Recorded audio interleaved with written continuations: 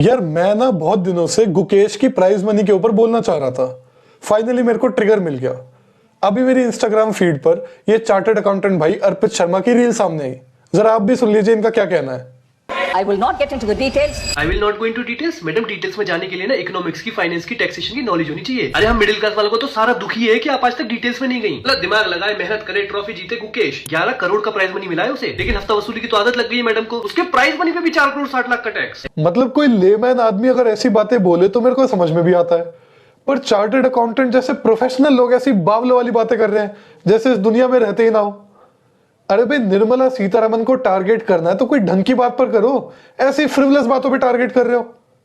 जो गुकेश की prize money पर सरकार ने 40 या 42% टैक्स लगाया, वो कोई एक्स्ट्राऑर्डिनरी प्रैक्टिस है या निर्मला सीतारमन ने इंट्रोड्यूस की थी? भाई साहब, मैं आपको बता दूं, जो लोग नोबेल प्राइज जीतते हैं उनकी नोबेल प्राइज मनी पर अमेरिका 50% जितना टैक्स काट लेता है। बाकी यूरोपियन देशों में भी ऐसा ही हाल है। तो ये कौन सी एक्स्ट्राऑर्डिनरी चीज है? और ऐसा तो है नहीं कि निर्मला सीतारमन ने टैक्स काट के हफ्ता वसूली लेके अपनी साड़ी से बांध लिए पैसे।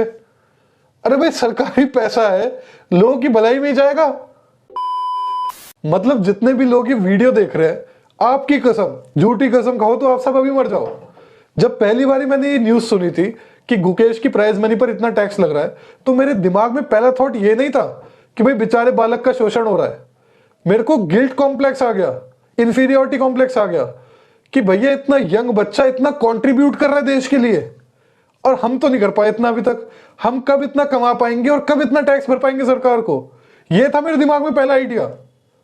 मतलब इनसे बढ़िया तो अमेरिका के बिलियनियर्स है। मार्क क्यूबन को देख लो, क्या बोल रहा है? कह रहा है after military service paying your taxes is the most patriotic thing we can do. और बिल्कुल सही बात बोल रहा है ये। पता नहीं कब से इतना अनपॉपुलर हो गया टैक्स पे करना। बंदा अपनी वीडियो में बोल रहा है कि सुबह उठने में हमें डर लगता है, मिडिल क्लास को। अरे भाई, तू मिडिल क्लास नहीं है, तो टॉप 1% में आता है या टॉप 10% में।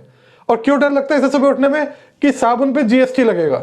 हालत ये कर दिया आपने कि अब सुबह उठने में भी डर लगता है हमें, क्योंकि उठते ही मुंह धोना पड़ेगा तो साबुन पर 18% जीएसटी। मतलब कौन ऐसा, क्या बातें हैं ये? फाइनेंस मिनिस्टर को टारगेट कर रहे हो कि साबुन पे जीएसटी लग रहा है? भाई मेरे से साबुन ले आना, ऐसी बात है तो। अब मुझे पता है कई लोगों का इंस्टेंट रिस्पॉन्स क्या होगा इस पे कि भाई अगर यूरोपियन कंट्रीज में या यूएस में लोग हाई टैक्स पे कर रहे हैं तो बदले में सर्विसेज भी तो देखो उनको कैसी मिल रही है। हमें क्या मिल रहा है सरकार से? मतलब भूसा भर दिया गया आपके दिमाग में इन्फ्लुएंसर्स के द्वारा। कभी बैठ के ठंडे दिमाग से तो सोच लो।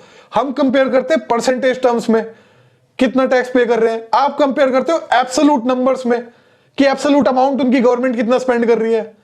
अरे भैया, they are developed societies, so obviously उनकी पर कैपिटा इनकम हाई होने की वजह से उनकी सरकार के पास एब्सोल्यूट नंबर्स में ज्यादा पैसा होता है to spend on their citizens. हम बैकवर्ड देश है, हमारी सरकार के पास इतना नहीं होता। और ये लॉजिक इंटरनली भी अप्लाई होता है इंडिया में। भाई बिहार की सरकार जो आपको बिहार में सर्विसेज देंगी वो ऑब्वियसली इंफीरियर होंगी जो दिल्ली में आपको मिल जाएंगी सर्विसेज उससे, क्योंकि भाई वो पिछड़ा राज्य है, वो थोड़ा एडवांस राज्य है।